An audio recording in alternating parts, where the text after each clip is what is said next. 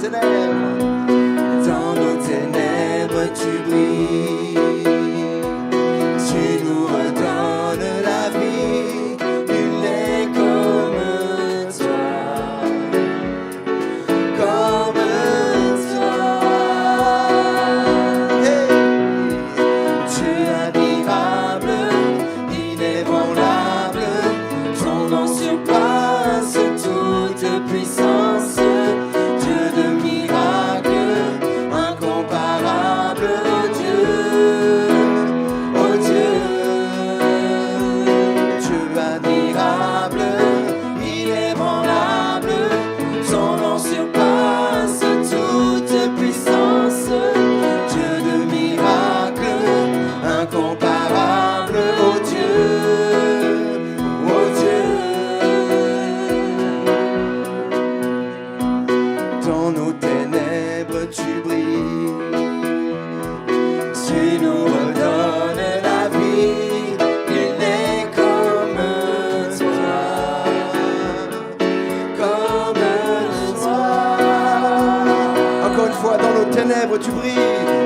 nos ténèbres tu brilles. Oh Seigneur, Tu nous redonnes la vie, il n'est comme toi, comme toi.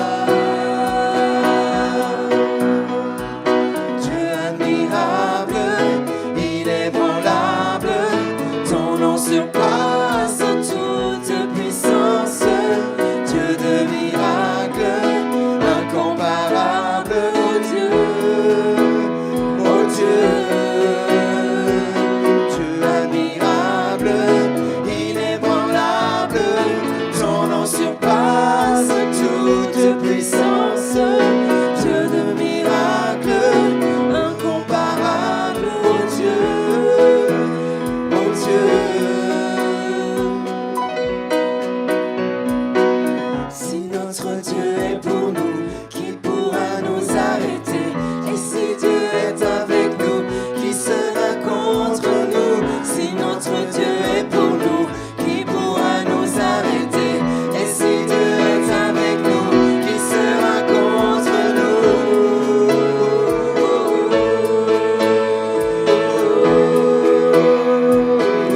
Qui sera contre nous?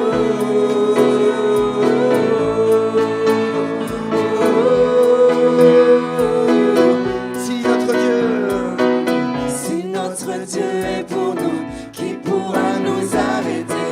Et si Dieu est avec nous, qui sera contre nous? Si notre Dieu est pour nous, qui pourra nous arrêter? Et si Dieu est avec nous, qui sera contre nous?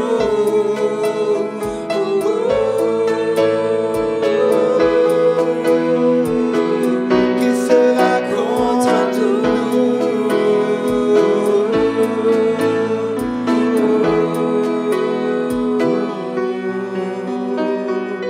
Dieu admirable, inébranlable, ton nom surpasse toute puissance. Dieu de miracles, incomparable, oh Dieu, oh Dieu. Alléluia. Est-ce qu'on peut acclamer Jésus ce matin? Faire une ovation spéciale. Notre Dieu est merveilleux. Il est fidèle, il répond à nos prières. Il est glorieux. Alléluia. Je bénirai l'Éternel en tout temps. Sa louange sera toujours dans ma bouche. Quoi que tu traverses ce matin, loue ton Dieu. Exalte-le. Bénis son nom. Il est fidèle.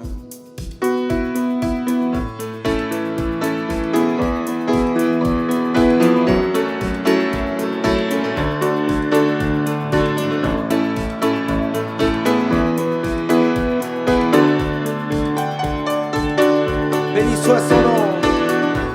Béni soit ton nom, là où tu donnes l'abondance et déverses ta bienveillance.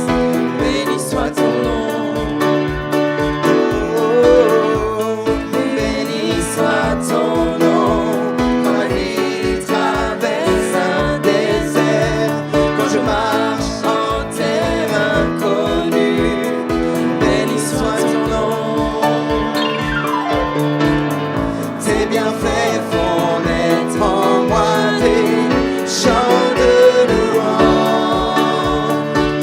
Et même au cœur de la nuit, Seigneur, je veux dire, béni soit le nom du Seigneur, béni soit ton nom. Béni soit le nom du Seigneur, béni soit ton nom glorieux.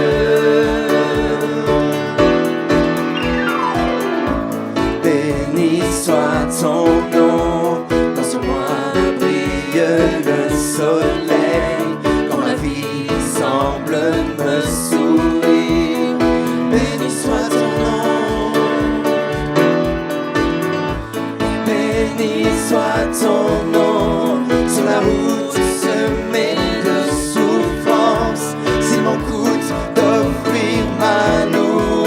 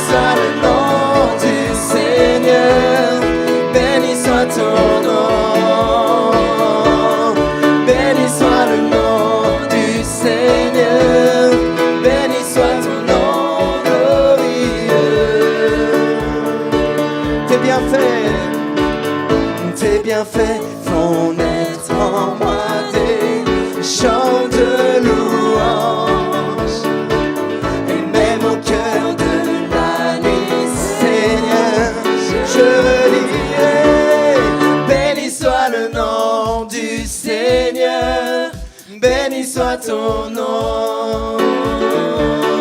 Béni soit le nom du Seigneur, béni soit ton nom glorieux. Tu donnes et tu reprends, tu donnes et tu reprends. Mon cœur choisit de dire, béni soit ton nom. Tu donnes et tu reprends, tu donnes et tu reprends. Mon cœur choisit de dire, béni soit ton nom. Église, béni soit le nom du Seigneur, béni soit ton nom. Oh, elles vont nous voir, béni soit le nom du Seigneur, béni soit ton nom glorieux. Béni soit le nom du Seigneur, béni soit ton nom. Béni soit le nom du Seigneur, béni soit ton nom glorieux. Ton nom glorieux, ton nom glorieux, ton nom glorieux, ton nom glorieux, nom glorieux. Est-ce qu'on peut acclamer Jésus ce matin? Alléluia. Il est merveilleux notre Dieu. Alléluia. C'est le roi des rois qu'on acclame ce matin. Est-ce qu'on peut donner une big ovation à ce Jésus? Alléluia. Il est fidèle. Notre Dieu répond. Notre Dieu entend nos prières. Il est là ce matin. Il attend nos louanges. Il attend qu'on se présente devant lui avec des acclamations, avec des cris de joie. Amen. Jésus, tu es bon. On va faire un petit chant qui dit Jésus est fidèle. Vous le croyez? On a de plus en plus de témoignages des prières qu'on fait le mercredi. Et c'est juste merveilleux de voir comment Dieu répond. Jésus est fidèle. On veut se réjouir dans sa présence.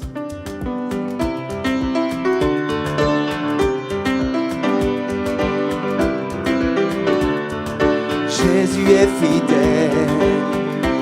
Oh oui, à vous. Jésus est fidèle. Oh mon Dieu, Jésus est fidèle. Il est le roi. Jésus est fidèle. Jésus est fidèle. J'ai cherché l'Éternel. Jésus est fidèle. Il m'a répondu du ciel. Jésus est fidèle. Il m'a délivré de mes frayeurs. Jésus est fidèle. Quand on tourne vers lui les regards, Jésus est fidèle. on est rayonnant de joie. Jésus est fidèle. Aïe aïe aïe aïe aïe aïe aïe. Jésus est fidèle. Jésus est fidèle. Quand un malheureux crie, Jésus est fidèle. L'Éternel entend. Jésus est fidèle. Il sauve de ses détresses. Jésus est fidèle. Oh mon Dieu, tu es fidèle. Jésus est fidèle. L'ange campe autour de ceux qui le craignent. Jésus est fidèle. Il les arrache au danger. Jésus est fidèle. Oh oui, sentez et voyez. Jésus est fidèle. Combien l'Éternel est bon. Jésus est fidèle. Ok. L'Éternel est bon. L'Éternel est bon. Oh oui, tu es bon. L'Éternel est bon. Tu es bon pour moi, Jésus. Tu es bon. Il est bon pour toi. L'Éternel est bon. Viens chanter ses louanges. L'Éternel est bon. Alléluia. L'Éternel est bon. Confie-toi en lui. Confie-toi en ce merveilleux Sauveur. L'Éternel est bon. Il peut changer ta situation. L'Éternel est bon. Oh, oh Seigneur, tu es merveilleux. L'Éternel est bon. Ta bonté durera toujours. Ta bonté durera toujours. L'Éternel est bon. Il est bon, il est bon, il est bon. L'Éternel est bon. L'Éternel est bon. Nous proclamons sur nos vies. L'Éternel est bon. Oh, nous célébrons sa gloire. L'Éternel est bon. Oh, que ton peuple te loue. L'Éternel est bon. Aïe, aïe, aïe, aïe, aïe, aïe, aïe, aïe, aïe. L'Éternel est bon. Est-ce qu'on peut pousser un cri de joie pour Jésus ce matin? L'Éternel est bon, merveilleux sauveur, merveilleux rédempteur. L'Éternel est bon. Oh, oh, oh, oh. L'Éternel est bon.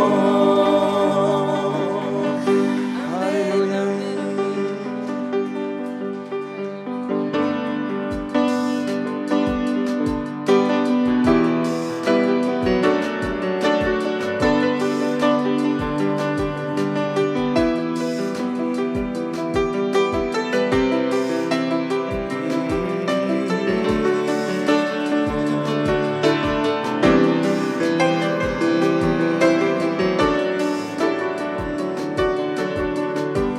Ta bonté a des dimensions du ciel.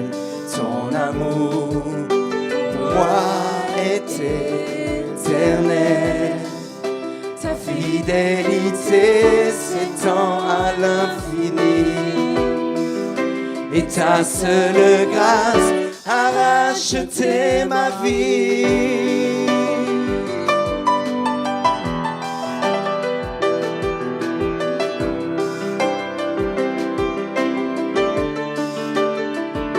Tes bontés envers moi se renouvellent. Ton amour m'inonde et mes merveilles. Ta fidélité s'étend à l'infini. Et ta seule grâce a racheté ma vie.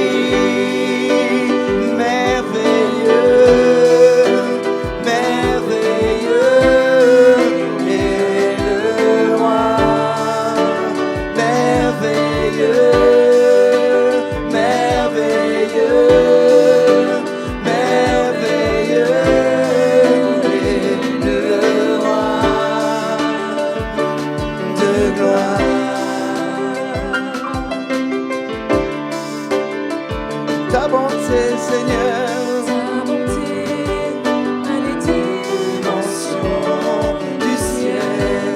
Oh oui, ton amour pour moi, ah Seigneur, éternel, ta fidélité, et ta seule grâce a racheté ma vie. Oh, oh.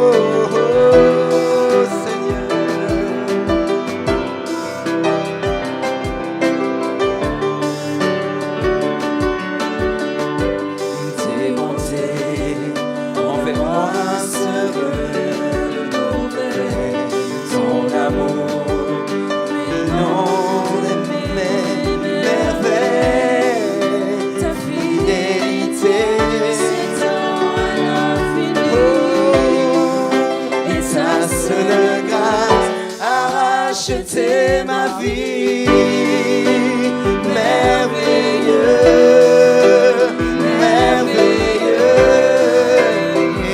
le roi, merveilleux, merveilleux, merveilleux, si merveilleux.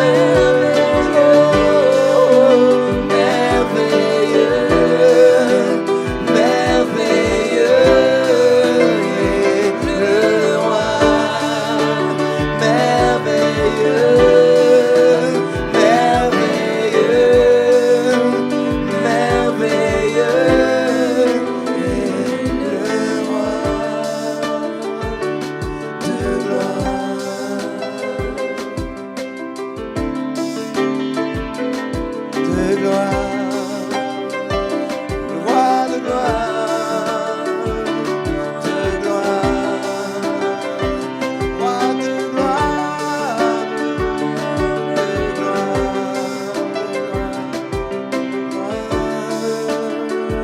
La terre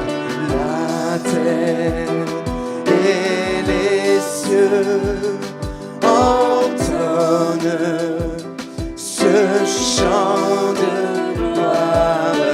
La terre et les cieux entonnent ce chant de gloire. La terre et les cieux entonnent ce chant merveilleux, merveilleux, merveilleux est le roi. Merveilleux, merveilleux, merveilleux est le roi. Chantons merveilleux, tu es si glorieux. Oh là là, c'est les bigues.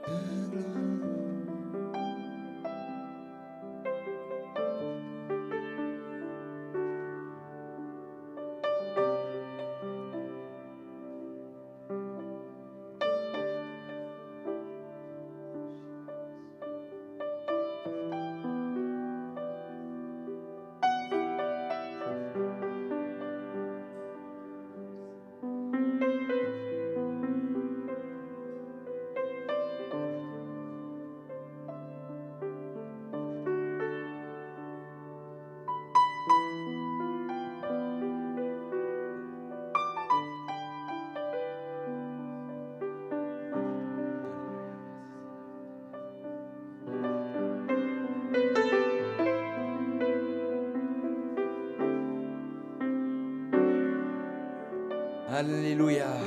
On veut libérer les enfants ce matin. Les enfants, vous pouvez rejoindre l'école du dimanche. On veut vous bénir dans le nom de Jésus. Que ce Dieu merveilleux vous accompagne.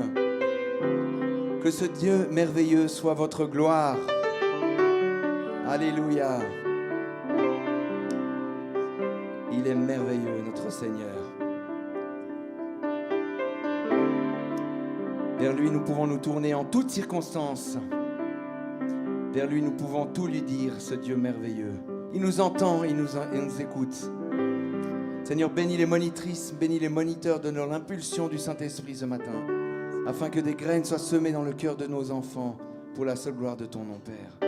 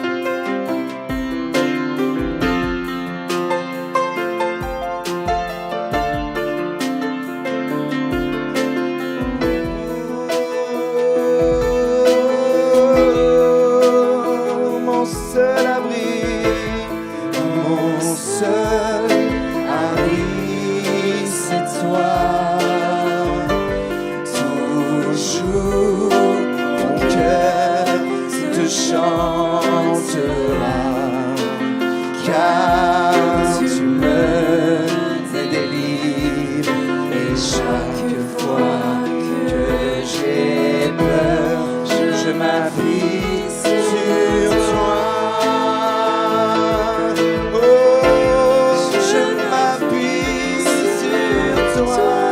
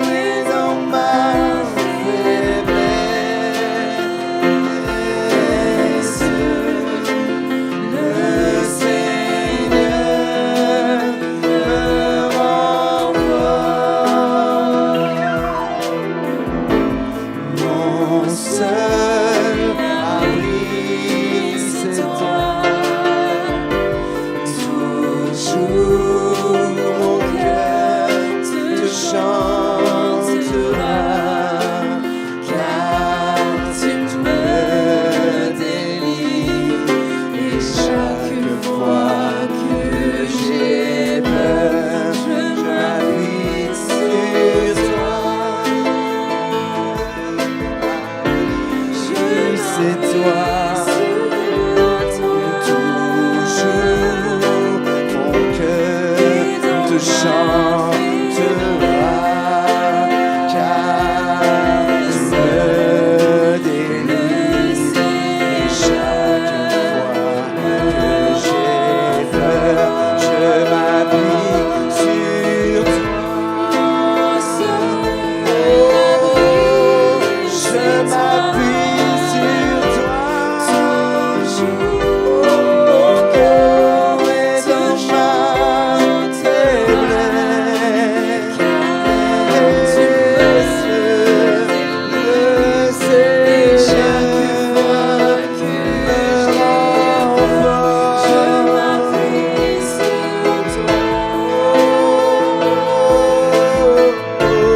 Je m'appuie sur toi. Et dans ma faiblesse,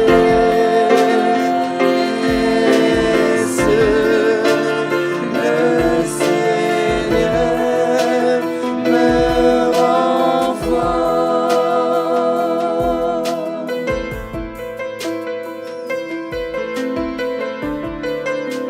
Tu es notre surabri, Seigneur, qui ne manque jamais dans la détresse.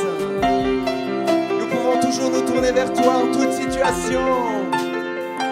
Quand la tristesse monte dans nos cœurs, tu es là. Quand la peur vient, Seigneur, tu es là. Il n'y a rien qui nous sépare de ton amour. Le Seigneur est avec nous en toutes circonstances. Nous pouvons nous blottir dans ses bras d'amour. Lui seul est digne. Oh, courons dans sa présence. Il veut nous faire du bien. Il veut nous toucher ce matin. Mon seul abri, mon seul abri, c'est toi. Jour, mon cœur te chantera, car tu me délivres. Et chaque fois que j'ai peur, Je m'appuie sur toi. mon seul abri, Je m'appuie c'est toi. sur toi. Toujours mon cœur Et dans ma faiblesse, car tu me le Seigneur chaque fois me que j'ai peur, je m'appuie sur toi. Je m'appuie sur toi. Et dans ma faiblesse,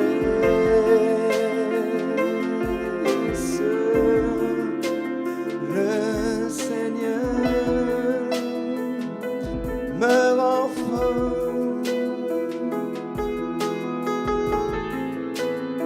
Élevons nos voix à ce Dieu merveilleux. Élevons tous nos voix pour l'adorer, pour lui donner la reconnaissance de nos cœurs. Tu es si merveilleux, Jésus.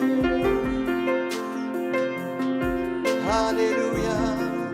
Tu es ma force, tu es ma joie. Tu es mon encouragement. Je veux m'appuyer sur toi chaque jour. Je ne me regardais qu'à toi. Ma vie est dans tes mains. Je n'éprouve plus de chagrin. Oh oui, Seigneur, je m'appuie sur toi.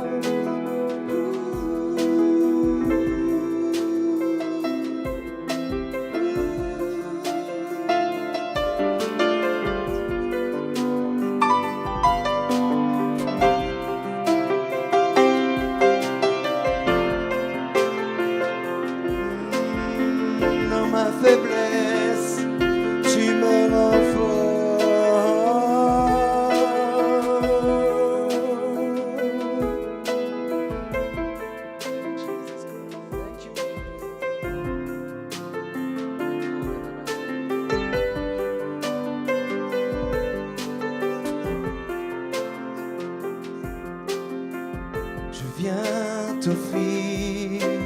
Seigneur,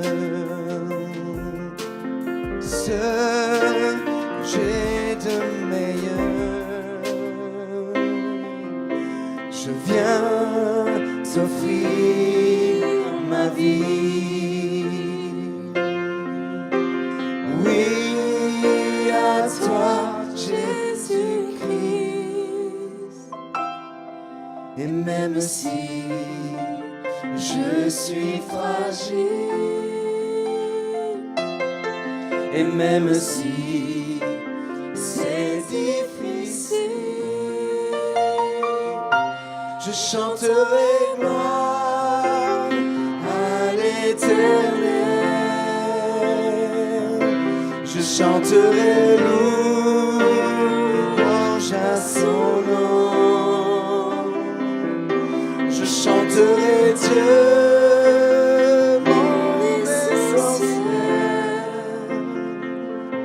Je chanterai en l'honneur de son nom. Je viens te dire, Seigneur, que tu es mon bonheur. Non, rien ne peut détruire notre bel avenir. Et même si je suis fragile, et même si c'est difficile, je chanterai gloire à l'Éternel. Je chanterai louange à son nom. Je chanterai Dieu, mon essentiel.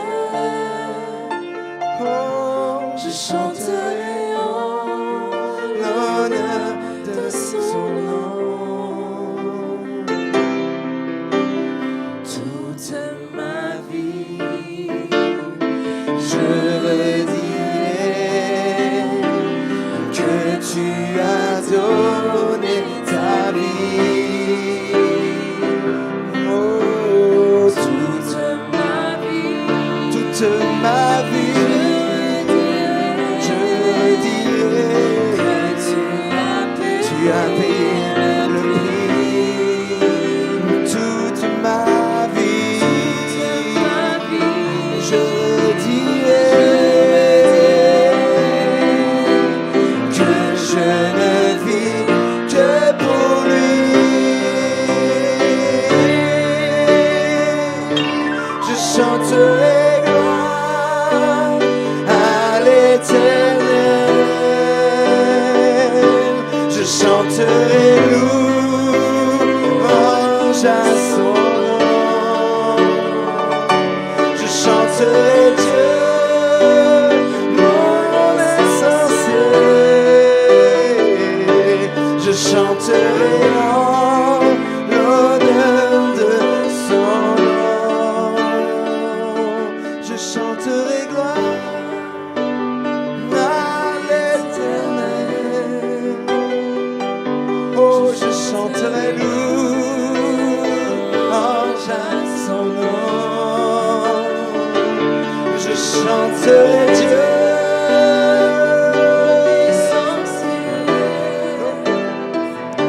je chanterai en l'honneur de son nom.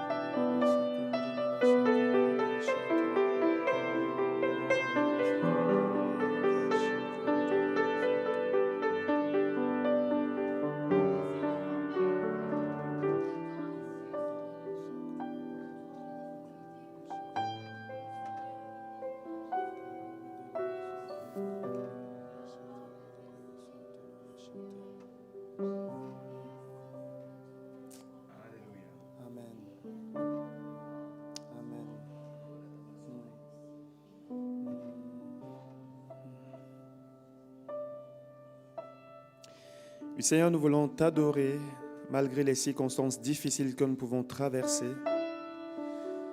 Merci parce que tu es avec nous, Seigneur, et ta présence et ta grâce dans nos vies nous suffit. Tu œuvres dans le secret même, Seigneur, de nos vies, là où l'œil ne voit pas, là où l'intelligence ne saisit rien, mais et pourtant, tu es là, tu es avec nous. Merci parce que ce matin, tu es avec tous ceux qui traversent des moments difficiles pour relever l'esprit qui est abattu. Il y a 2 personnes ce matin, le Seigneur vous parle. À l'un, le Seigneur te dit, tu es comme dans une route sans issue. Tu m'attends là où je ne t'ai pas donné rendez-vous. Tu cherches des choses qui viennent de ta chair, mais moi j'ai mieux pour toi. Recherche-moi, sonde tes voies, reviens vers moi et je te montrerai la voie que tu dois suivre. Et une autre personne, le Seigneur te dit, tout ce dont tu as besoin, c'est de patienter. C'est de patienter. Tu as l'impression que le temps est long, tu as l'impression que je ne t'entends pas, et pourtant, je suis plus près de toi que tu ne le penses. Je t'entends, je suis avec toi. Ce dont tu as besoin, c'est simplement de patienter, parce que dans la patience, je travaille aussi ton caractère. Que le Seigneur bénisse les 2 personnes qui sont concernées. Amen.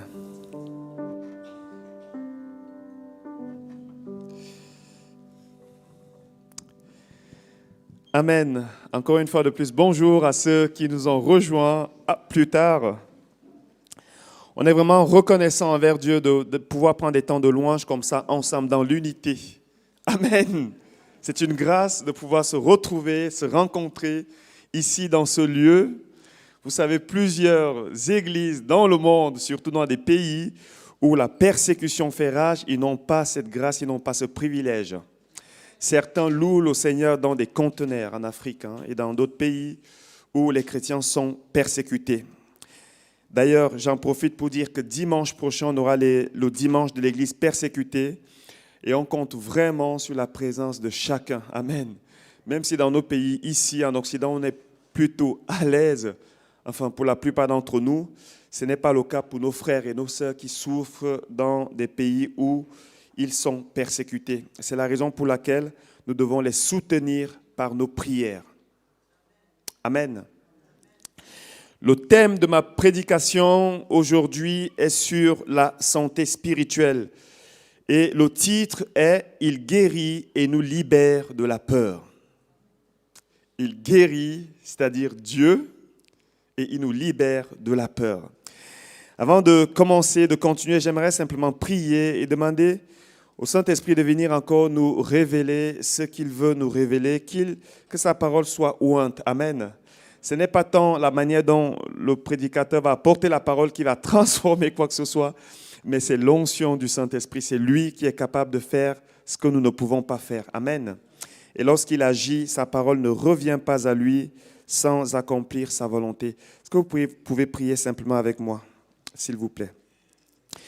Oui, éternel Père Saint, nous voulons te remercier pour ta parole. Nous croyons qu'elle est au commencement de toutes choses et toutes choses ont été faites par elle. Merci parce que ce matin, nous avons cette grâce de recevoir cette parole. Père éternel, je te prie, nous te prions d'étendre encore ta main ce matin, afin que ta parole, Seigneur, soit accompagnée par des signes et des prodiges qui confirment que c'est toi qui l'envoies. Père éternel, nous te demandons de oindre ta parole, qu'elle ne revienne pas à toi sans avoir accompli ta volonté. Seigneur, puisses-tu trouver en nous ce matin des cœurs fertiles qui reçoivent simplement cette parole comme une pluie qui pénètre dans la terre. Merci, Père Saint, de ce que tu vas faire au-delà de ce que nous te demandons. Nous bénissons cette parole ce matin au nom de Jésus. Amen. Amen, amen. Donc le thème, comme vous l'avez certainement compris, c'est celui que nous avons commencé il y a quelques dimanches par le passé. Nous avons parlé de la santé de l'âme, la santé spirituelle de l'âme, la santé spirituelle du cœur et la santé spirituelle des pensées. Et s'il y a certains qui n'ont pas encore écouté ces messages, parce que celui-ci, c'est juste la continuité de ce qui a déjà été apporté ici dans les cultes précédents. Nous vous invitons, nous vous encourageons vivement à aller écouter ces messages qui sont sur notre chaîne YouTube, la chaîne YouTube de l'EME. Comme ça, vous aurez une vue d'ensemble de ce que nous apportons aujourd'hui. Amen. Je crois certainement, selon ce qui est dit dans la Bible, selon ce qu'on a dit déjà avant, que c'est dans la volonté de Dieu de guérir son Église, d'avoir une Église en bonne santé. Amen. Je crois que nous devons être conscients que ce que Dieu veut pour nous, c'est que nous soyons en bonne santé spirituelle. C'est un fait. Nous devons avoir cette foi-là, sans laquelle Dieu ne peut pas agir. En réalité, tout ce que nous recevons de Dieu, nous le verrons encore aujourd'hui, nous le recevons par le seul canal de la foi. Et comme ça a déjà été évoqué, nous avons tout pleinement en Jésus-Christ, y compris la santé spirituelle. C'est la raison pour laquelle il est dit dans la parole que par ses meurtrissures, nous avons été guéris. Or, ce que Dieu nous a donné en Jésus-Christ se trouve dans les lieux spirituels, dans un lieu spirituel. Nous avons tout pleinement en lui dans les lieux célestes. Et j'ai expliqué que les lieux célestes, ce n'est pas une dimension, un lieu géographique, c'est une dimension spirituelle. Et pour recevoir ce qui est dans la dimension spirituelle, dans ce monde matériel où nous sommes, le canal et le moyen que Dieu nous a donné, c'est notre foi. Et il te sera fait selon ta foi. Amen. Il nous sera fait selon notre foi. Et Jésus dira, rien n'est impossible à celui qui croit. Il est important de réaliser que Dieu veut que nous soyons en bonne santé spirituelle. Et lorsque je parle de l'Église, il est évident que nous ne parlons pas de ce bâtiment qui nous abrite, dans lequel nous nous rassemblons, mais plutôt du corps que nous formons en tant qu'Église. Et chaque membre qui est représenté ici, en réalité, forme ce corps, forme cette Église. L'Église, c'est vous et moi rassemblés, ici ou ailleurs. Jusque-là, on est d'accord. Amen. J'aime bien expliquer les choses, revenir un petit peu au début, parce que je suis convaincu, je suis conscient que tout le monde n'a pas la même connaissance de la Bible que Jean-Michel, par exemple, qui a déjà lu sa Bible, je ne sais pas, plusieurs fois. C'est la raison pour laquelle j'aime bien revenir au début et m'assurer que tout le monde comprend ce qui est dit. Et en tant que membre de l'Église, il est important que chacun de nous soit en bonne santé pour que le corps que nous formons soit en bonne santé. Si l'un des membres souffre, c'est tout le corps qui souffre. Je prends l'exemple de Valerio qui est là devant moi, un frère que j'aime bien, donc j'admire la foi et la fidélité. S'il a mal à la dent, c'est tout le corps qui souffre, on est d'accord? C'est la même chose avec l'Église. C'est ce que Paul va expliquer aussi dans 1 Corinthiens, chapitre 12, les versets 26 et 27. Est-ce que c'est affiché là juste pour m'assurer? Parce qu'ici, je ne vois pas, ce n'est pas affiché. C'est affiché? OK.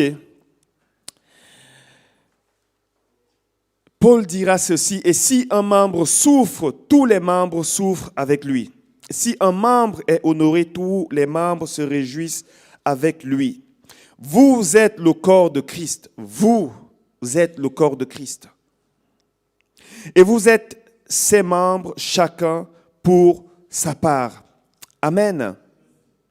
Chacun pour sa part, nous sommes les membres. Et lorsqu'un membre souffre, c'est tout le corps qui souffre. C'est comme ça que ça devrait être dans l'Église. C'est comme ça que ça devait être. Si je vois un frère qui souffre, je devrais avoir de la peine pour lui et m'associer avec lui dans sa souffrance, dans sa douleur. C'est ce qui plaît à Dieu. Amen. Et comme nous l'avions déjà évoqué, nous pouvons être spirituellement atteints par diverses maladies spirituelles. Nous avons parlé des bobos, du cœur, de l'âme dans les précédents messages. Je ne vais pas m'attarder là-dessus.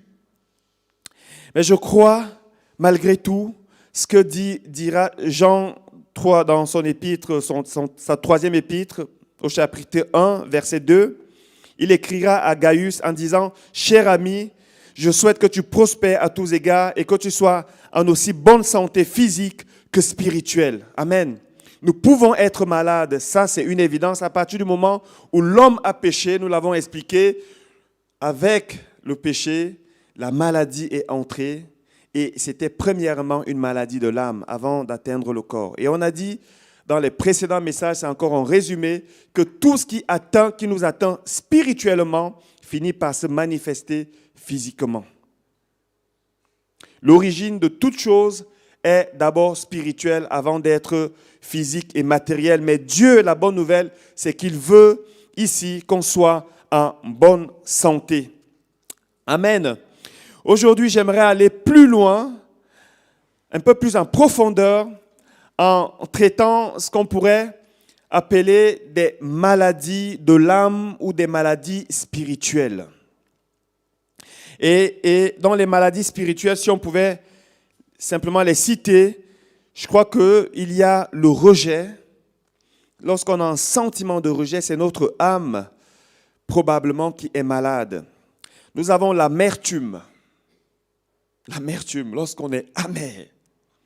Lorsqu'à l'intérieur de nous, on n'est jamais content. On est toujours, ça ne va pas. Jean-Michel rigole. Oui, l'amertume, c'est une maladie de l'âme. Nous pouvons avoir des frustrations et certaines maladies encore plus sévères comme les maladies mentales, comme la schizophrénie, les troubles bipolaires, la dépression, parfois sévères, le trouble de la personnalité au borderline. Toutes ces choses-là, c'est des choses qui atteignent l'âme, qui sont dans l'âme en réalité. Je ne dis pas ici que toutes les maladies mentales ont une origine spirituelle, mais je suis convaincu que la plupart de ces maladies psychosomatiques viennent en fait de l'âme. Et Dieu est capable et Dieu veut nous guérir. Mais ce matin, j'aimerais parler de quelque chose, d'un fléau qui est bien souvent sournois parce qu'on ne sait pas trop comment l'identifier. On ne sait pas si c'est une maladie de l'âme ou c'est un esprit. C'est la peur. C'est la peur. La peur est un fléau qui est très, très virulent parce que lorsqu'on a peur, il n'y a pas de peur. La peur et la foi ne peuvent pas cohabiter. La peur est quelque chose qui mine notre santé spirituelle, quelque chose qui nous enchaîne spirituellement, qui nous empêche d'avancer, qui nous empêche d'entrer dans ce que Dieu veut nous donner. La peur est terrible. C'est quelque chose qui alimente même l'incrédulité en nous. Elle est source de plusieurs choses. Nous le verrons ce matin. Certaines personnes, d'après certaines théologies, pensent que la peur, derrière la peur, il y a un esprit. Oui, je crois qu'ils ont raison. Mais je crois que la peur vient avant toute autre chose du jardin d'Éden lorsque l'homme a péché. En ce moment, il n'y avait pas de démon qui influençait l'homme. Bien sûr, il y avait Satan qui était là, mais l'homme n'était pas possédé par ou habité par un mauvais esprit. Et lorsque celui-ci va pécher, c'est au jardin d'Éden, vous savez, pour rappel, Dieu dira à l'homme de ne pas manger le fruit de l'arbre de la connaissance du bien et du mal. Si tu en manges, certainement, tu mourras. Et l'homme va désobéir de manière délibérée à Dieu, choisissant de croire ce que Satan lui dit. Satan, bien sûr, qui se manifeste sous la forme d'un serpent, un animal qui est très sournois, qui vient de manière très subtile. On ne le sent pas arriver et il ne marche pas de manière droite. Il fait des contours, il trouve des failles pour se glisser. Et il va se manifester de cette manière-là et il va tromper l'homme et la femme. Et ils vont désobéir à Dieu et le péché va entrer dans l'homme. Ce péché que je considère comme un virus mortel de l'âme. Et à partir de là, la première réaction de l'homme sera qu'il va avoir peur. Amen. Dans Genèse 3:9, il nous est dit, après que l'homme, bien sûr, ait péché, mais l'Éternel Dieu appela l'homme et lui dit, « Où es-tu » Il répondit, « J'ai entendu ta voix dans le jardin et j'ai eu peur parce que je suis nu et je me suis caché. » J'ai entendu ta voix et j'ai eu peur. On voit que jusque-là, l'homme n'avait pas peur de Dieu. Parce que Dieu se baladait dans le jardin le soir. Il venait et il parlait à l'homme comme on parle à un ami. Et l'homme, à partir du moment où il pêche, le premier sentiment qui va venir en lui comme un poison, c'est qu'il va soudain avoir peur de ce Dieu qui pourtant l'a aimé, qui pourtant l'a placé dans ce jardin d'Éden, qui est un jardin de délices, où l'homme était tellement comblé qu'il ne se souciait même pas de son vêtement. Même pas du vêtement, tellement comblé. Je crois que la présence de Dieu remplissait ce jardin. Et c'est ce qui m'amène à faire une parenthèse en disant, mes amis, nous ne devons pas jouer avec le péché. Nous ne devons pas jouer avec le péché. Le péché est toujours aussi mortel qu'il a été au jardin d'Éden. La seule différence, c'est que l'antidote du péché a été donné aux hommes. C'est le sang de Jésus-Christ. Et si nous péchons, nous pouvons confesser nos péchés. La parole de Dieu nous dit qu'il est fidèle et juste pour nous pardonner. Et le sang de Jésus-Christ nous purifie et nous lave de tout péché. Mais le point le plus virulent du péché, c'est que ça fausse notre perception des choses, de la réalité. Lorsque nous péchons délibérément, à un moment donné, nous ne considérons plus que c'est grave. Et c'est ce qui est dangereux. Parce que si nous ne confessons plus nos péchés, c'est ce que dit cette parole, il est possible que nous ne soyons pas pardonnés. Si nous confessons nos péchés, il est fidèle et juste. Ça veut dire qu'il y a une condition.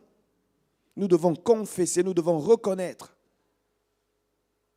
La grâce n'est pas venue pour nous permettre de faire tout et n'importe quoi.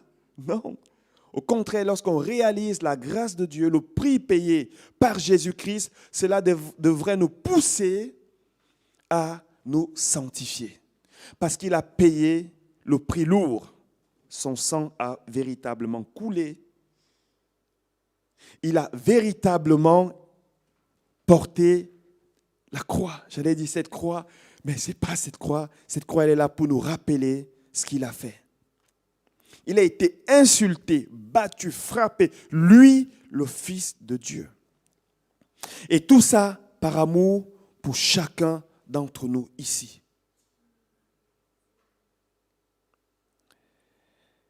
Et c'est son sang qui nous purifie et qui nous lave si nous confessons nos péchés. Or, lorsque nous péchons continuellement, délibérément, à un moment donné, on n'a plus conscience que c'est mauvais. C'est le cas de Judas, qui volait dans la caisse. C'était ton péché. Et lorsque Jésus dit aux autres, l'un de vous va me trahir, Judas aussi, chacun pose la question à tour de rôle. Seigneur, est-ce que c'est moi qui vais te trahir? Alors que Judas était déjà en train de trafiquer des choses avec les pharisiens, les chefs de la loi, les docteurs, pour trahir Jésus. Et lui aussi pose la question, Seigneur, est-ce que moi aussi je vais te trahir? Il n'est même plus conscient. Il a tellement joué avec le péché. Et j'aimerais vous dire une chose, c'est que ceux qui jouent avec le péché, le diable le sait très bien. Et il ne manquera pas de s'approcher de vous et de faire la même chose qu'il a fait avec Ève qui convoitait déjà le fruit qui avait été défendu. Et bien sûr, la crainte, si on revient là-dessus, va entrer dans l'homme et à partir de là, l'homme sera influencé, contrôlé, parfois même dominé par toutes sortes de craintes. Par toutes sortes de craintes. Chacun de nous ici a une crainte. Si vous me dites que vous n'en avez pas, venez à la fin, je vais prendre votre recette pour ne pas avoir peur. Je crois que chacun de nous ici est influencé par une crainte. Alors je vais les citer, peut-être qu'on va se reconnaître. Ça part de la simple timidité. La timidité, c'est une forme de crainte. La superstition aussi, c'est une forme de crainte. Et parfois, ça va jusqu'au suicide. Certaines personnes se sont suicidées parce qu'elles avaient peur de l'avenir. Elles avaient peur de faire face à la réalité. Elles avaient simplement peur de vivre, de continuer à vivre. Elles se sont suicidées. On a, par exemple, la peur du rejet, la peur de s'exprimer en public, comme Moïse, lorsque Dieu l'envoie. Il dit, Seigneur, j'ai la langue qui s'emballe. Qu'est-ce que je vais pouvoir dire? Le Seigneur lui dit, arrête, vas-y, je serai avec toi. La peur de l'échec, combien de personnes n'osent pas essayer parce qu'elles ont déjà peur d'échouer? Elles ont tellement échoué qu'elles se disent, non, à chaque fois que j'ai échoué, on s'est moqué, non, c'est bon, j'arrête, je n'essaye plus. Pourtant, c'est peut-être cette fois-là qu'elles allaient réussir. La peur de la maladie, la peur de mourir. Bien sûr, il y a cette peur qui est là. C'est évident. La peur de l'homme. Il y a certaines personnes qui ont peur de l'homme. Elles sont contrôlées par les hommes parce qu'elles ont peur des hommes. La peur d'évangéliser. Aujourd'hui, certaines personnes, osons l'avouer, ont peur d'évangéliser, peur de parler de Jésus, parce que se disent, qu'est-ce que les autres vont penser, on me prendra pour un fou. Elles ont peur d'être moquées. La peur, on a les superstitions, la préhension, la peur de l'avenir, l'anxiété, certains cauchemars viennent aussi de la peur. Lorsque vous avez des cauchemars, parfois, ce n'est pas un esprit qui est là, c'est juste la peur. La peur qui est là et qui se réveille dans la nuit et qui nous amène à faire des terribles cauchemars. On a des phobies, des araignées, des serpents, tout ça c'est dans la catégorie des peurs. Certaines dépressions et certaines crises d'angoisse trouvent leur origine également dans la peur.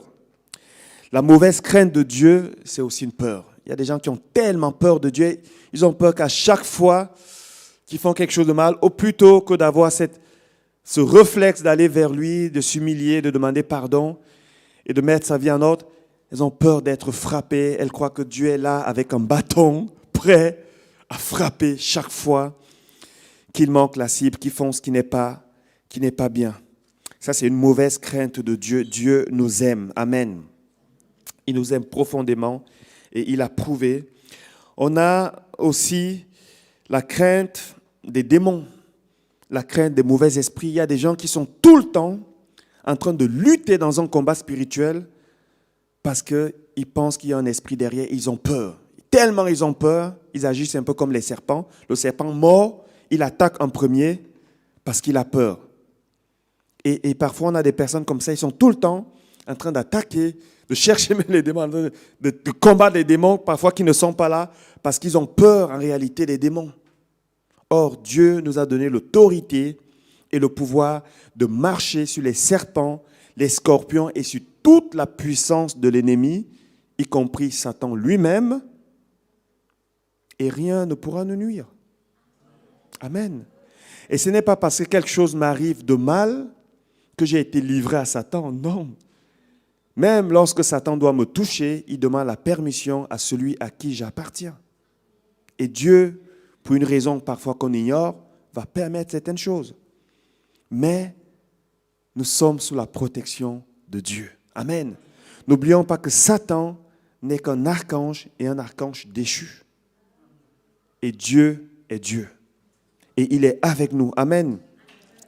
Il y a la crainte, le manque d'assurance, c'est une forme de crainte, la paranoïa, la peur du coronavirus.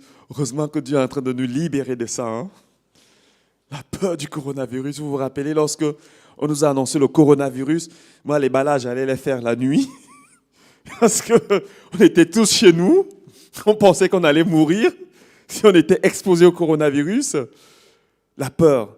Mais je peux vous dire qu'aujourd'hui encore, cette peur a laissé de gros dégâts.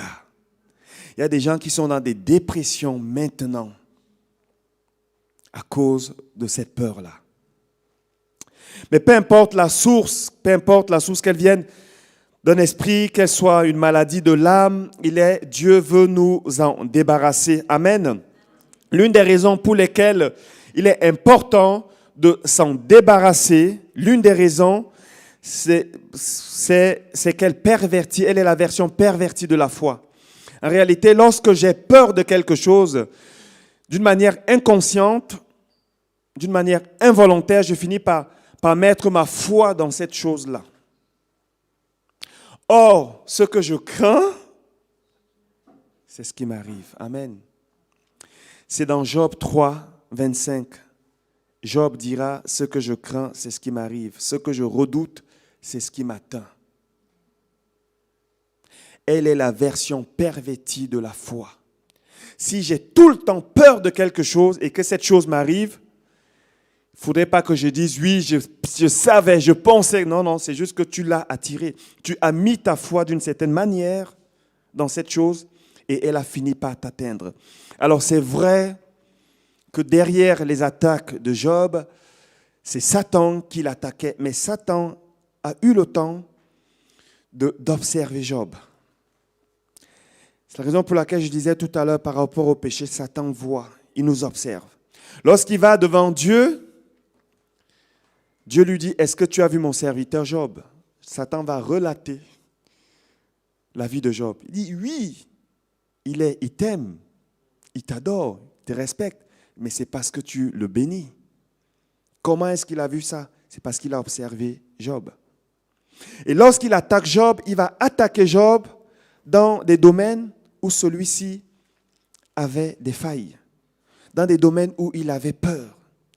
Il avait tellement peur de perdre ses enfants qu'il va faire des sacrifices, pensant peut-être que s'ils avaient péché, Dieu allait les pardonner.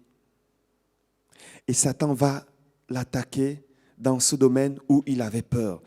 La peur peut être une faille qui permettra à Satan de nous attaquer, raison pour laquelle il faut absolument s'en débarrasser. Amen. La peur fausse notre perception de la réalité. Lorsque l'homme est contaminé au jardin d'Éden par la peur, il perd complètement le sens de la réalité. Il commence à voir Dieu comme un Dieu qui est lointain. Il n'a même plus la notion de demander pardon. Je me suis dit, mais si Adam, à ce moment, était venu devant Dieu en disant, je suis nu, j'ai désobéi, je te demande pardon, est-ce que Dieu n'aurait pas pu faire quelque chose? La Bible dit que rien n'est impossible à Dieu, on est d'accord. Alors bien sûr, certains disent qu'il y avait déjà le plan de Jésus-Christ qui devait s'accomplir, enfin, ce qu'on appelle le mystère de l'iniquité. Enfin, il y a des choses de Dieu qu'on ne comprend pas. Mais ils n'ont plus la notion, au contraire, ils s'accusent entre eux.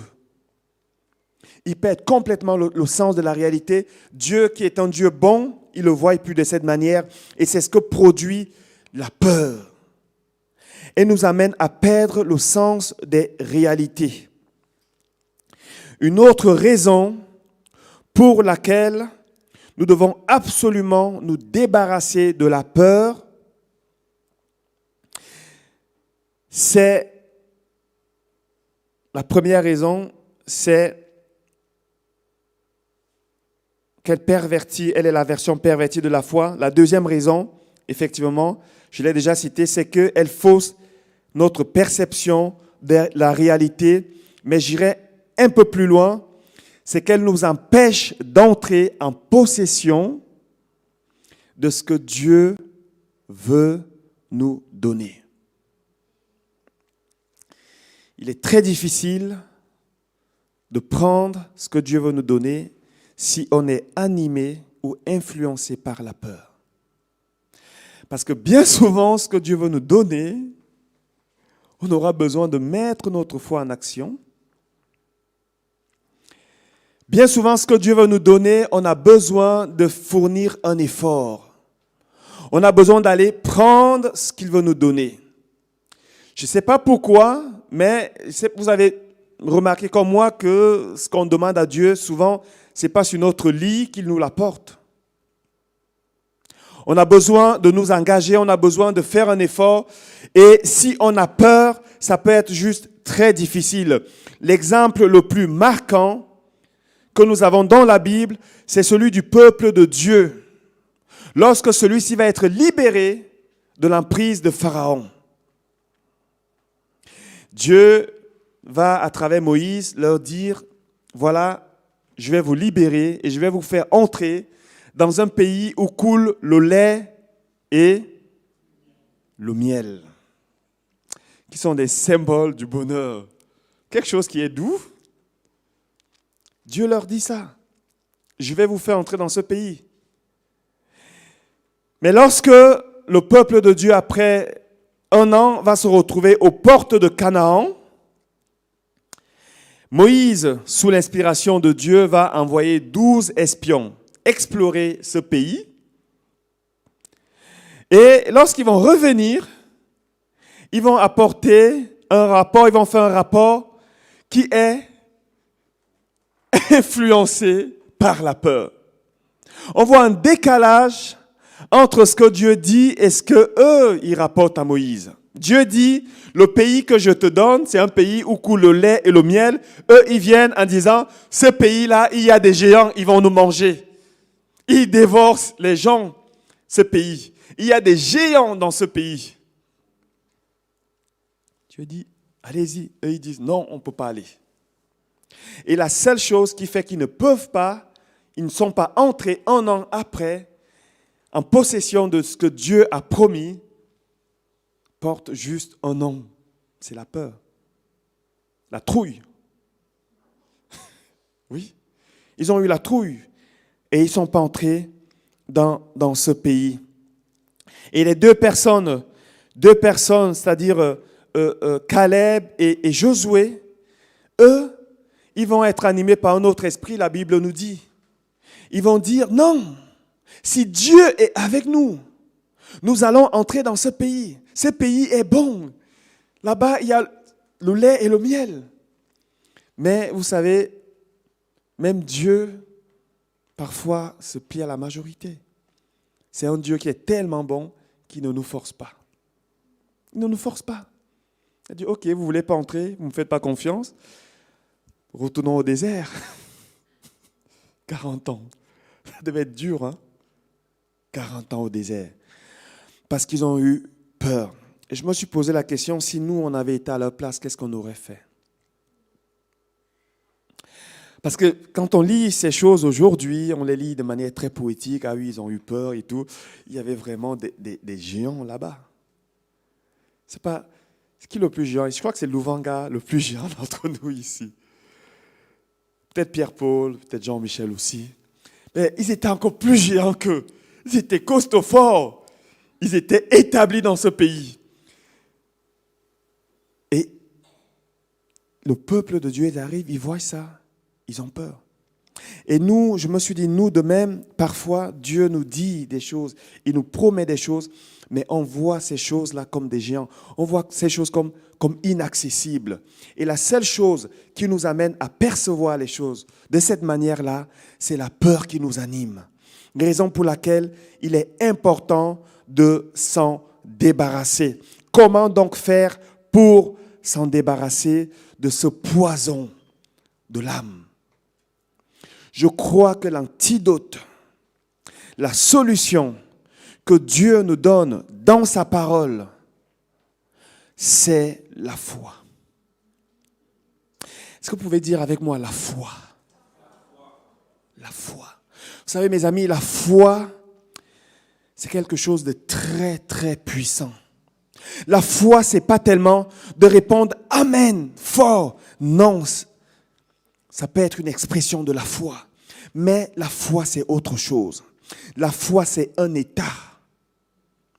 Un état dans lequel je suis, une position intérieure qui m'amène à croire que malgré tout, Dieu est avec moi. Amen. C'est quelque chose qui m'amène à ne pas douter de Dieu, à croire ce que Dieu a dit. Amen. Vous savez, Jésus dira dans la parole, quand le Fils de l'homme reviendra, trouvera-t-il la foi sur terre? Mes amis, cette question de Jésus doit nous amener à réfléchir, à reconsidérer, est-ce que nous avons vraiment la foi? Je suis en train de dire, peut-être que la foi va se perdre. Et aujourd'hui, je fais face à des personnes qui doutent de Dieu, qui croient que Dieu, soudain, ne pourrait plus guérir. Mes amis, Dieu est Dieu. Amen. Même en 2022, il est celui qui guérit, il est celui qui ressuscite, il est celui qui rend la vue aux aveugles. Dieu reste Dieu. Amen. Jésus-Christ est toujours assis sur son trône. Dieu est encore Dieu. Dieu est capable de faire. Mercredi passé, on a été encouragés par plusieurs témoignages. On a eu à cœur, dans le dernier mercredi du mois, de prier spécialement pour les besoins. On y allait par la foi.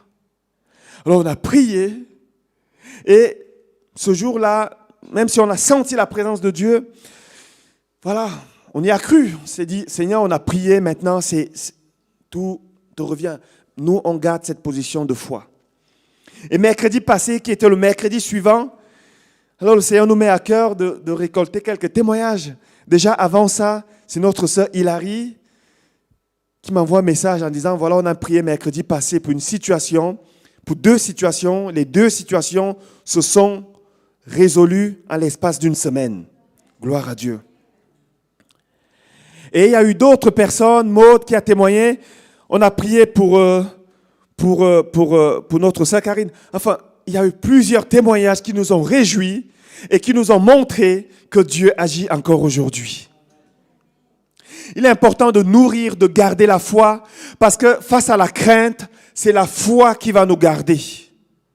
C'est la foi qui va nous amener à persévérer, à continuer d'avancer, même si devant nous, on voit des obstacles.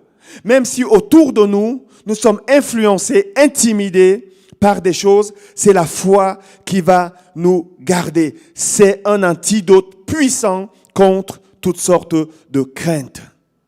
Amen. Avoir foi, c'est être conscient que Dieu est à nos côtés, qu'il est de notre côté et qu'il marche avec nous. C'est ce que Caleb et Josué avaient à cœur. Ils ont été conscients de cela. Ils diront, on le lit dans Nombre chapitre 14, versets 7 à 9.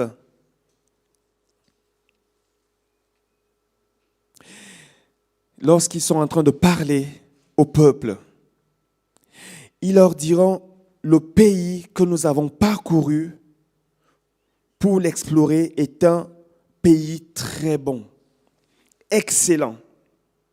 Si l'Éternel nous est favorable, il nous mènera dans ce pays et nous le donnera. C'est un pays où coule le lait et le miel. Seulement, ne soyez point rebelles contre l'Éternel. La crainte nous amène à être rebelles. Dieu dit, va, on est là. Non, j'y vais pas. Comme Moïse. Mais Dieu ne va pas forcer tout le monde comme il a forcé Moïse. Il nous a fait voir ces exemples pour nous montrer qu'il est capable. Il a fait avec Moïse, il peut le faire aussi avec nous. Il est seulement, ne soyez point rebelles contre l'Éternel et ne craignez point les gens de ce pays, car ils nous serviront de pâture. Ils n'ont plus d'ombrage pour les couvrir. L'Éternel est avec nous, ne les craignez point.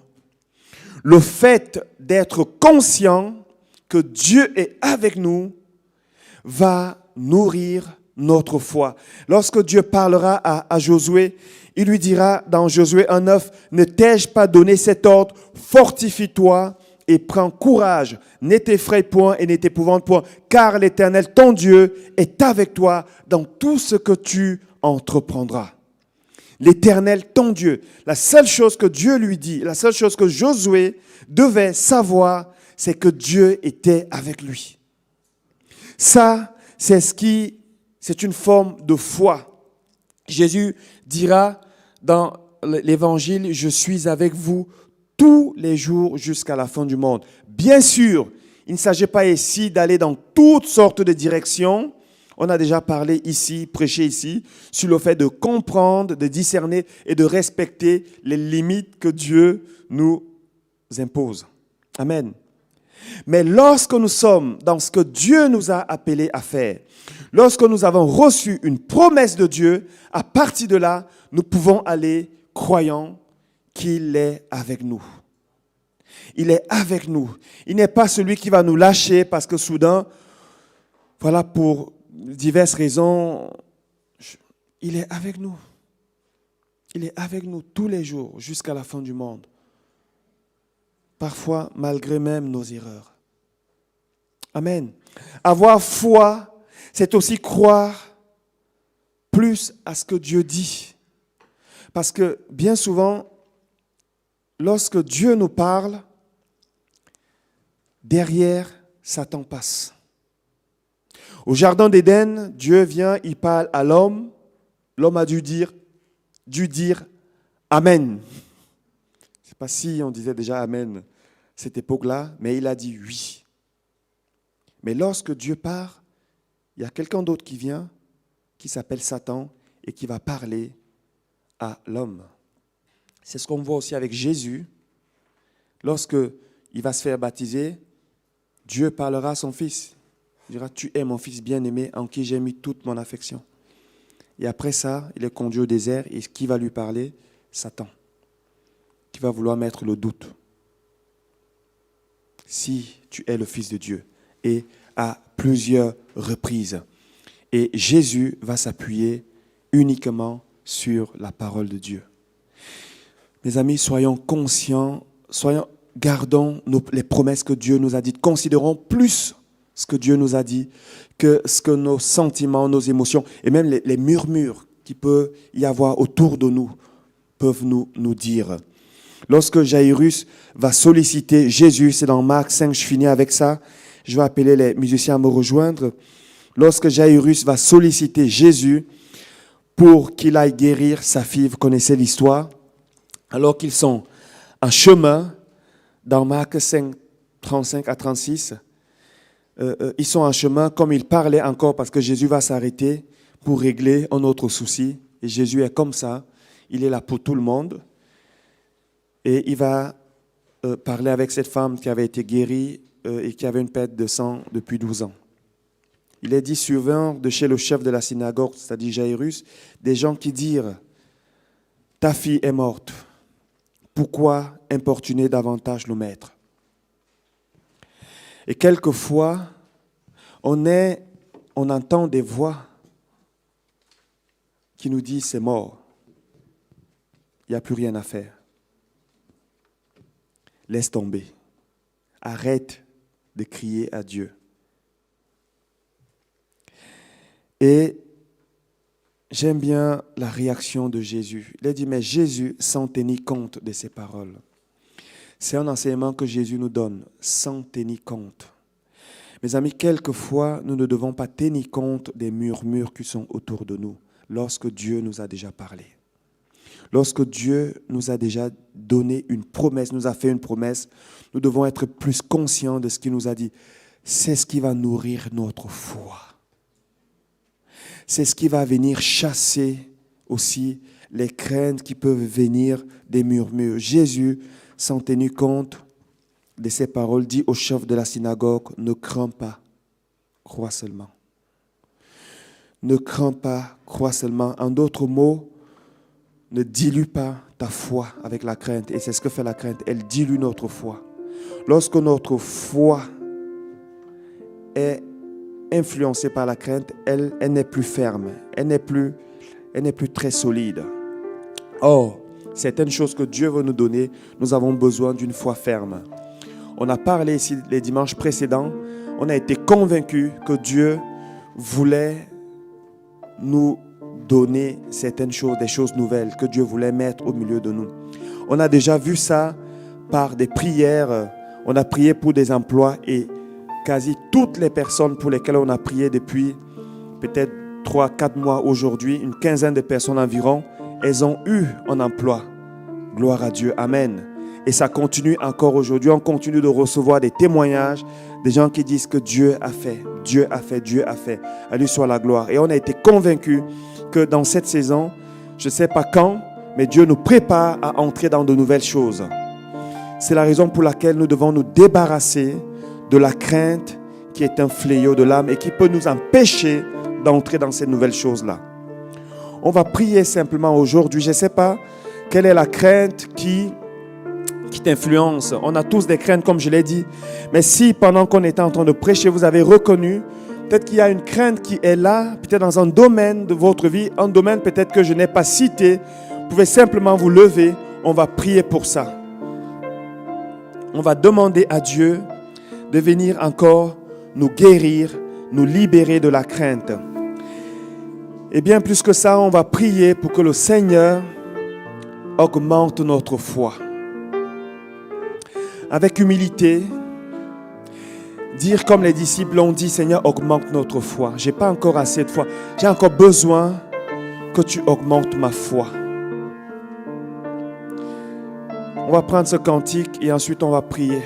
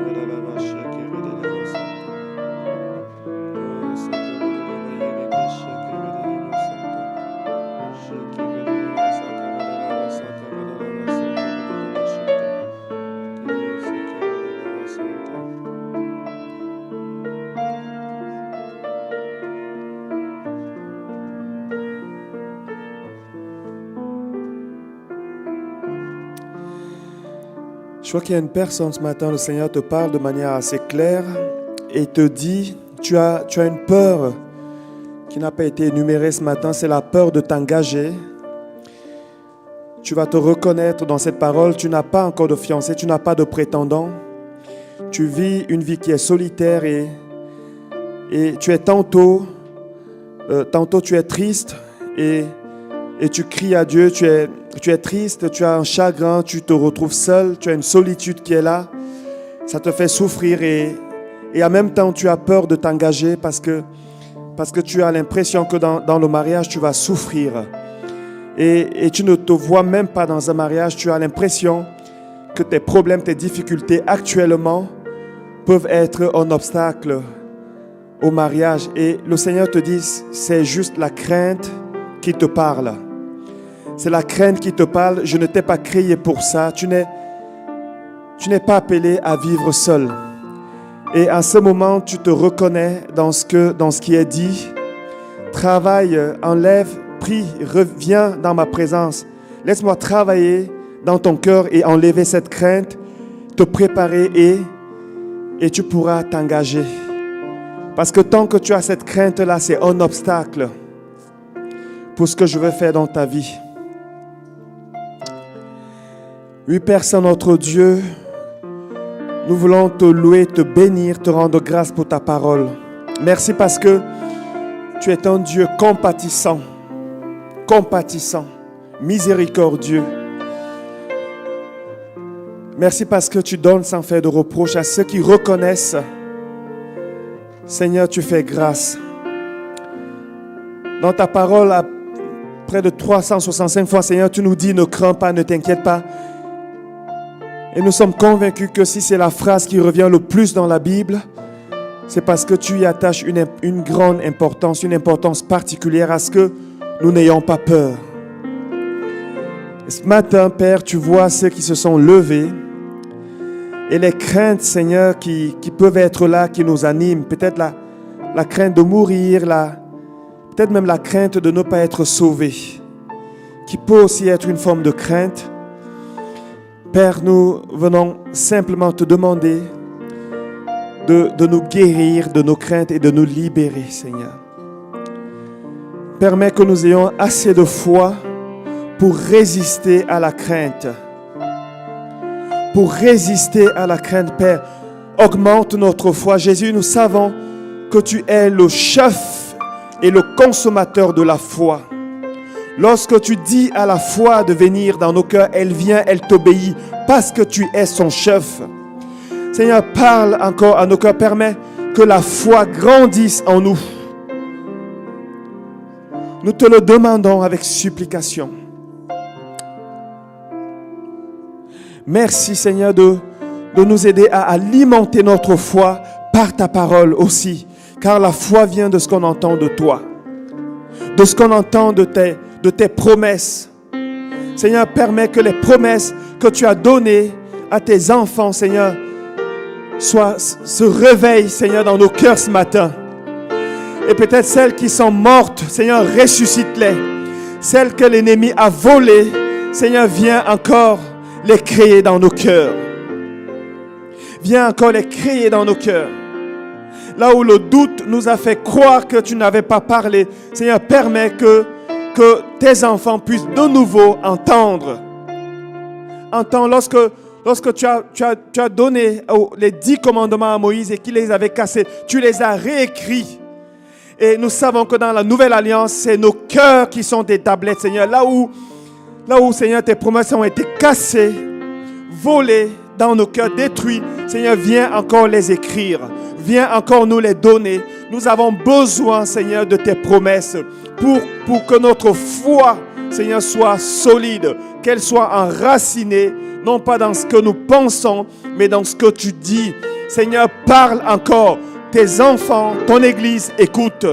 Parle encore à nos cœurs. Réveille encore la foi. Nous nous attendons à toi. Nous savons quelle est l'importance de la foi à tes yeux. Seigneur, permets que nous soyons une Église qui marche par la foi et non par la vue, par les sensations. Nous croyons que tu es encore Dieu. Nous croyons que tu guéris encore les malades. Nous croyons que tu ressuscites encore les morts. Nous croyons que tu n'as pas changé, car tu es le même, hier, aujourd'hui et éternellement. Aide-nous, Seigneur, à entrer dans cette dimension de foi. Nous te le demandons avec supplication, au nom de Jésus. Amen.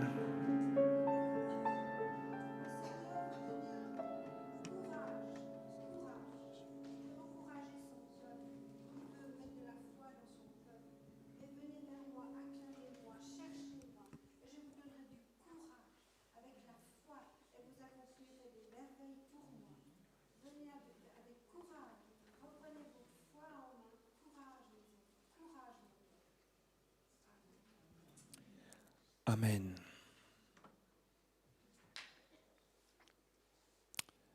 Amen. Amen. Amen. Amen. Merci pour cette parole. Je l'avais reçue aussi en début de culte pour certaines personnes qui étaient fatiguées. Courage. Amen.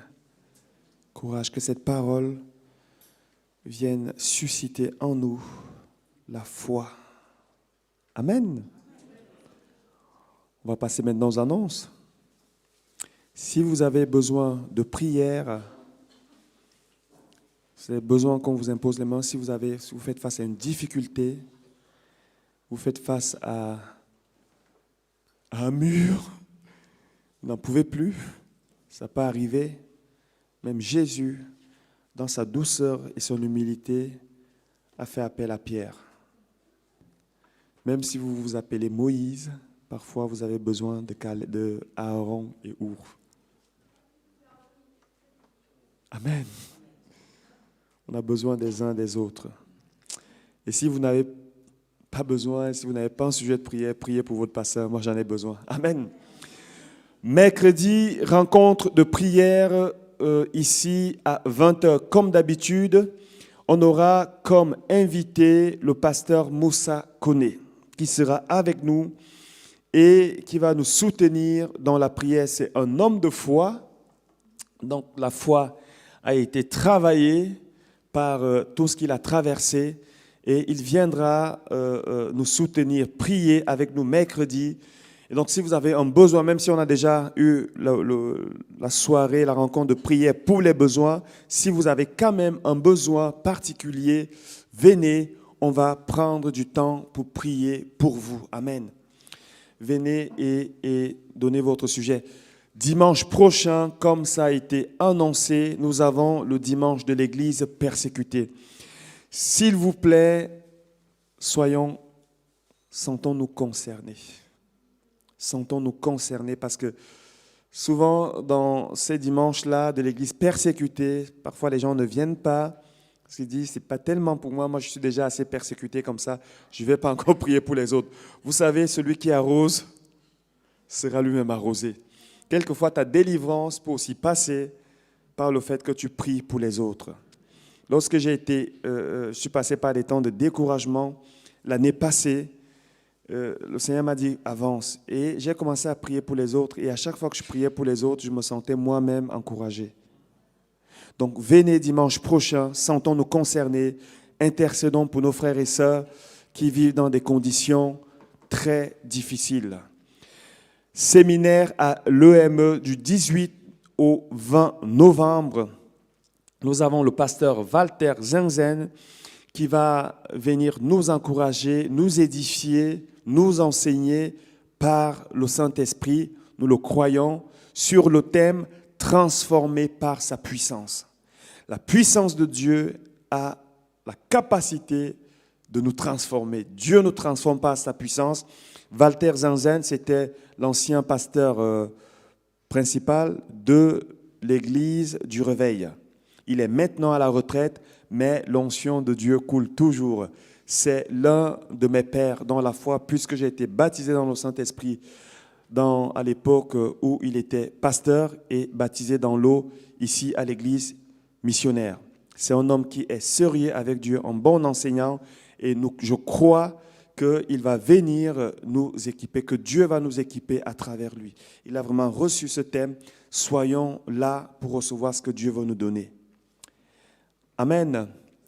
Action paquet de Noël. Donc, on rappelle ici qu'on récolte maintenant les paquets de Noël. Si vous avez besoin de renseignements particuliers, allez vers Gloria. Nous avons des cartons au fond.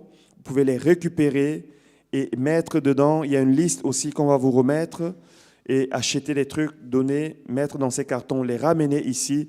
Et ça va aller dans des pays où les gens sont vraiment en difficulté, en grande détresse, où ils sont pauvres. Donc, nous sommes aussi des témoins de cette manière-là, témoins de l'amour de Dieu en donnant. Les cours de fondement de la foi vont bientôt commencer. On a déjà 2, 3 candidats. S'il y a plus de candidats, n'hésitez pas à venir à la fin vers moi. Je vais noter votre nom et on va fixer donc comme un accord une date pour commencer les cours de fondement de la foi en vue du baptême. Est-ce que je dois rappeler ce matin l'importance du baptême? Je crois qu'on a tous compris ce que Jésus a dit. Ceux qui croiront et qui seront baptisés seront sauvés. C'est un commandement de Dieu. Il faut lui obéir. On va passer maintenant aux offrandes, aux dons et aux dîmes que chacun donne comme il a résolu dans son cœur. Car Dieu aime quand on donne de bon cœur. Amen. Pendant que mon frère Jean-Michel passe dans les rangs, est-ce qu'on a des personnes qui nous rejoignent pour la première fois ce matin? Des personnes qui sont venues ici pour la première fois? Ma sœur, est-ce que tu peux nous dire comment tu t'appelles? C'est juste pour te bénir. Zalima? Salima. Ok. On est très enchantés, honorés de ta présence ce matin. Est-ce qu'il y a quelqu'un d'autre qui vient pour la première fois? Première fois, non? Déjà venu? Je parle de la tante de Jam. Déjà venu. On va quand même te bénir. Est-ce que tu peux te lever? Est-ce que vous pouvez vous lever? On va simplement prier pour vous. Tu peux te lever aussi. On va simplement les bénir. On est une église qui bénit. Amen. Une église missionnaire, mais qui bénit, qui a à cœur de bénir. En étant simplement nos mains sur elle, Éternel Père Saint, notre Dieu, nous voulons te remercier de la grâce que tu nous fais dans ton Église, Père éternel, d'avoir des nouvelles personnes. C'est toi qui rajoutes des âmes sauvées à l'Église. Tiens, merci pour la visite de nos 2 sœurs ce matin ici au milieu de nous. Nous voulons, Père Saint, te demander donc comme un accord d'étendre ta main sur elles. Que ta grâce surabondante, Seigneur, repose sur elles. Que tu rajoutes encore à tout ce qu'elles ont déjà reçu une grâce supplémentaire. Nous savons que c'est dans ton caractère de Père de donner de bonnes choses à tes enfants. Et tu donnes sans compter, sans limite, tu donnes abondamment. Et c'est cette abondance que nous demandons, Seigneur, sur nos sœurs. Que ta paix abonde dans leur vie. Que ta joie abonde dans leur vie. Que ta sécurité abonde dans leur vie. Que la foi abonde dans leur vie. Que tes grâces, Seigneur, au-delà de ce que nous demandons ce matin, abondent dans leur vie. Nous les bénissons au nom de Jésus-Christ, ton Fils notre Seigneur. Amen. Amen. Soyez bénis.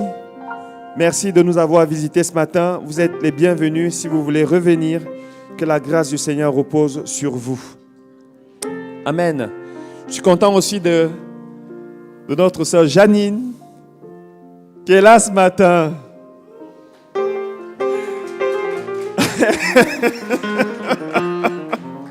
C'est un exploit, on est vraiment content. Samuel aussi. Samuel, on est content. Soyez là ce matin. Emmanuel. Amen. J'ai vu des nouveaux visages ce matin. Merci, venez plus souvent. On est beaucoup plus forts ensemble. Et Marc aussi. On est content que tu sois là ce matin, Marc. Que le Seigneur te bénisse. Amen. Vraiment des nouvelles personnes que je n'avais pas vues depuis longtemps. Soyez vraiment bénis. On va prier pour les offrandes et on va... Pardon? Amen. Amen. On va prier pour les offrandes et on va terminer le culte. Je vais appeler ma sœur Janine. Viens s'il te plaît, tu vas nous bénir ce matin. La prière de la fin. Tu peux... Il faut passer par là. Comme ça, ceux qui sont sur Internet aussi peuvent aussi te voir. Je vais prier pour les offrandes et notre sœur va terminer en prière. Père Saint, nous voulons te présenter ces offrandes. Nous croyons que tout ce que nous te présentons, non seulement tu le bénis, mais tu le multiplies aussi. Seigneur, merci de multiplier ces offrandes et de nous accorder la grâce de pourvoir aussi aux besoins des missions que nous soutenons. Nous savons que l'or et l'argent t'appartiennent. Et merci parce que tu nous donnes d'être simplement des gérants. Donne-nous, Seigneur, d'être de bons gérants. Donne-nous, Père, d'être généreux, de continuer à bénir, Seigneur, ceux qui sont en plus grande difficulté que nous, de partager notre pain avec ceux qui ont faim. Merci de bénir, Seigneur, Nadia, de bénir tous ceux qui, Seigneur, ont la charge des finances dans ton Église. Merci de bénir ceux qui ont donné ce matin, de multiplier, Seigneur, ce qu'ils ont déjà et de donner à ceux qui n'ont, et de bénir aussi ceux qui n'ont pas pu donner, afin, Seigneur, qu'ils ont de quoi donner pour l'avancement de ton royaume. Au nom de Jésus, Amen.